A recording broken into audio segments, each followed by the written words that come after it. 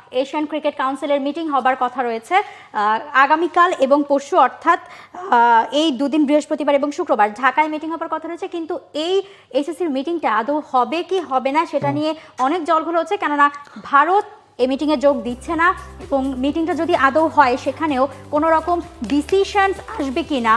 আজকে আমরা দেখেছি যে পাকিস্তানের সভাপতি পিসিবির এবং সেই সাথে যারা রয়েছেন এসিসির সভাপতি মহসিন নাকভি, তিনি ঢাকায় পৌঁছেছেন।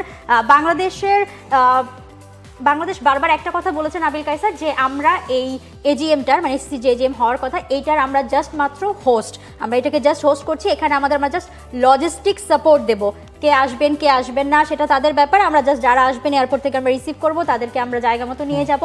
কিন্তু এই কথাগুলো বলেও বাংলাদেশ আদৌ বেঁচে যাবে কিনা, কারণ বাংলাদেশ ঢাকাতে এই এজিএমটা হচ্ছে বলেই ভারত আসবে না করে দিয়েছে এবং সেই সাথে ভারতকে সাপোর্ট দিচ্ছে অনেক দল। বসুন্ধরা টিস্যু, অশুদ্ধতার বিরুদ্ধে এক বিন্দুও ছাড় নয়।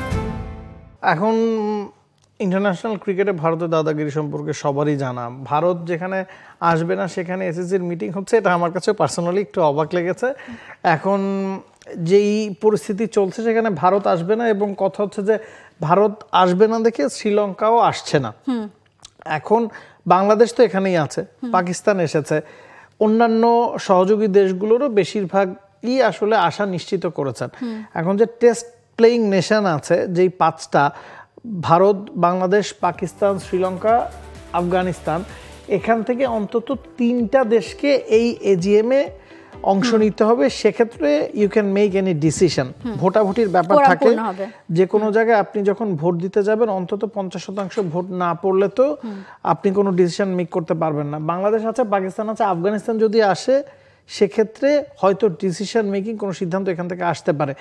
তবে আফগানিস্তান, আমার মনে হয় না যে ভারত যদি না করে আফগানিস্তান আসবে, কারণ আফগানিস্তান তো ভারতের কাছ থেকে অনেক ধরনের সহযোগিতা নিয়ে থাকে। হোম ভেন্যু বানায় তারা দুবাইতে বা শারজাতে যেরকম বানায়, ভারতেও তারা কিন্তু হোম ভেন্যু বানিয়ে থাকে। আমার কাছে মনে হয় না যে আফগানিস্তান আসবে, এবং আফগানিস্তান না আসলে এই মিটিংটা হবে। সহযোগী দেশগুলোর বেশিরভাগই আসছে, আমরা দেখছি নেপাল, আরব আমিরাত, Singapore, Malaysia, Thailand, Hong Kong, Kuwait, Saudi Arab, Oman, Qatar, তাদের বেশিরভাগই আসবে, সেই নিশ্চয়তা পাওয়া গেছে। তবে তারা আসলেই চলছে না, সব মিলিয়ে ভোটাধিকার টেস্ট প্লেয়িং নেশনদের একরকম, তাদের একরকম। 50% না হলে আসলে ডিসিশন মেকিং হবে না। তবে এজিএমটা হবে, সভা ঠিকই চলবে। তবে সভা থেকে কোনো ধরনের ডিসিশন নিতে হলে আপনার যেই ভোটাধিকার প্রয়োজন তার 50% হতে হলে আফগানিস্তানের আসাটা জরুরি। যতটুকু জানা যাচ্ছে বাংলাদেশ পাকিস্তান চেষ্টা করছে আফগানিস্তানকে আনতে, তবে মনে হয় না তাতে খুব একটা লাভ আসলে হবে। এবং এই মিটিং থেকে যদি আপনি নির্ধারিত কোনো ফল না পান, সেপ্টেম্বরে যে এশিয়া কাপটা হওয়ার কথা ইন্ডিয়া শ্রীলঙ্কায় বা অন্য ভেন্যুতে, সেটা কিভাবে হবে না হবে সেই এশিয়া কাপের উপর কিন্তু অনেক বড় প্রশ্নচিহ্ন বসতে যাচ্ছে নিশ্চয়ই। এবং শুধুমাত্র আফগানিস্তান, আপনি বলেন যে মানে পূর্ণ টেস্ট খেলুড়ে পূর্ণ সদস্য 5টা থেকে 3টা থাকতে হবে এবং অন্যান্য দল মিলিয়ে 10টা দল আপনার হতে হবে। কিন্তু এখানে অনেকগুলো নাম আছে, যেমন আপনার ইউএই আছে, নেপাল, ওমান আছে, অনেকগুলো নাম এমন আছে যা ইন্টারন্যাশনাল মিডিয়া বলছে যে তারাও ভারতের দিকেই মানে প্রস্তাবটা আসলে রাজি হতে যাচ্ছে, যে তারাও যোগ দিতে চাচ্ছেন না। দিন শেষে উপমহাদেশ বাদ দেন বা এসিসি বাদ দেন, বিশ্ব ক্রিকেটই তো আসলে ভারত যেটা বলে সেটাই হয়, সেটাই হতে আমরা দেখেছি। পাকিস্তান কখনো কখনো হ্যাঁ না করতে থাকে, কিন্তু দিন শেষে গিয়ে ভারত যেটা বলে সেটাই হবে। মহসিন নাকভিকে দেখেন, তিনি কিন্তু এই সপ্তাহে মনে হয় রবিবার আইসিসির মিটিং ছিল, সেখানে তিনি না গিয়ে তিনি গেছেন আফগানিস্তানের বোর্ডের সাথে কথা বলতে, কিন্তু সেখান থেকে তিনি খালি হাতে ফিরেছেন। তারা তাকে অলরেডি মানে না করে দিয়েছে। তো সম্ভাবনা আসলে কতটুকু, যদিও মহসিন নাকভি বাংলাদেশে এসে পৌঁছেছেন, আলটিমেটলি এই মিটিংটা হলেও মিটিং এর কোনো আউটকাম আদৌ আসবে কিনা সেটা এখন বড় প্রশ্নের মুখে। এবং সবচেয়ে বড় প্রশ্নের মুখে নিশ্চয়ই সেপ্টেম্বরে অনুষ্ঠিত হতে যাওয়া Asia cup.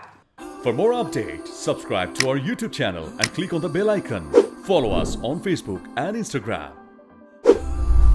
Download T-Sports app to enjoy exciting games and highlights. Visit tsports.com.